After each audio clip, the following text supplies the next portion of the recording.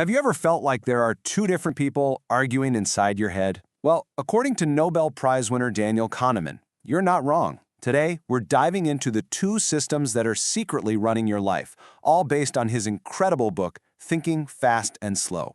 Let's kick things off with a quick question. So what's your answer? If you're like most of us, the number 2 probably just popped right into your mind, almost instantly. It feels right, doesn't it? The question is it right? Gotcha. And hey, if you missed that, you are in very good company. This is called the Moses illusion, and it shows us something amazing about our brains. Your brain isn't dumb, it's just built for speed. The name Moses fits into the whole biblical context you associate with an ark, so your brain just accepts it and moves on. It's all about efficiency over accuracy. That little trick right there shows us a really fundamental truth. Our minds have these built-in blind spots. They're illusions of thought that are just as real and predictable as any optical illusion. The reason the Moses illusion works so well is because our mind is basically a storyteller that's always on a super tight deadline. It's trying to make sense of everything around us, like right now. Moses and Ark sound like they belong in the same story, so your brain just connects the dots without ever stopping to check the facts. It goes with the plausible story and keeps on moving. And here's the really important part. These aren't just random mistakes. They are systematic, predictable errors in our thinking. Seriously, think of them like optical illusions, but for your thoughts. They're these little glitches in our mental software that pop up in very specific situations. So to really get why this happens, Kahneman introduces us to these two characters who are right now directing everything you think and do. So, meet System 1 and System 2. You can think of System 1 as the hero of the story. It's your gut reaction. It's fast, automatic, intuitive, and it's always on. Then you have System 2. System 2 is the lazy but absolutely brilliant sidekick. It's slow, it's deliberate, and it handles all the heavy mental lifting. But you have to consciously wake it up and tell it to get to work. You know, Kahneman has this perfect way of describing it. He says most of our thinking is just a comfortable walk. That's System 1, just cruising along. It's only when things get really tricky that we have to break into a sprint and force our deliberate System 2 to actually take over. Okay, here's a perfect example. Your fast-thinking System 1 sees this and immediately knows it's a multiplication problem. But to actually solve it, you can literally feel that mental strain, right? That effort is you having to engage your slow-thinking System 2. Oh, and by the way, the answer's 4-8. The Moses illusion. That's a classic case of System 1 doing its job so fast it just messes up. But that is definitely not the only glitch in the system.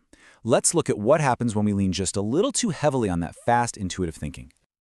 All right, imagine you're hiring someone for a big project. All you know about one of the candidates is that they are intelligent and strong. So, what do you think of them so far? What's your immediate impression?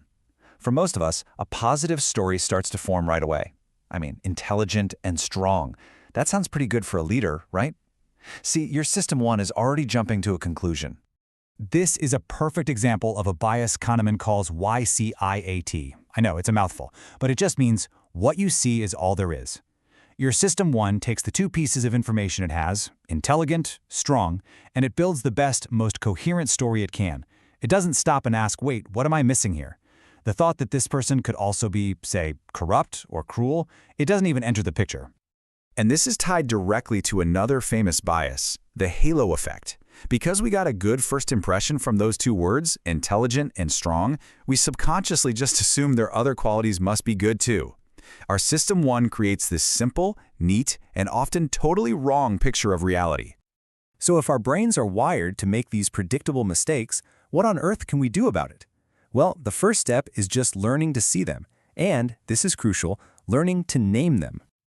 Now this is a fantastic idea. Kahneman's goal isn't just about harsh self-criticism, because let's be honest, that's hard.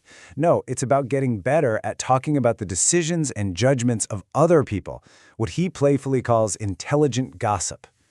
And this is just so smart, because when you learn to spot the halo effect in how your boss makes a decision or whizzy in a news report, you're actually training your own mind. You're building up this mental toolkit that you can eventually and more effectively turn on your own thinking. So here's how you can actually put this to use. It's basically a 3-step process. First, just learn to recognize the pattern. Ask yourself, is this a situation where a bias might be at play? Second, just recall what you now know, that your gut feeling is probably building a whole story from just a few facts. And third, and this is the big one, consciously slow down. You have to force that lazy System 2 to wake up and start asking the tough questions like, what information am I missing here? Now let's be really clear here. System 1 is incredible. It gets us to our entire day without us having to analyze every tiny little thing. So the goal is not to get rid of it. That's impossible.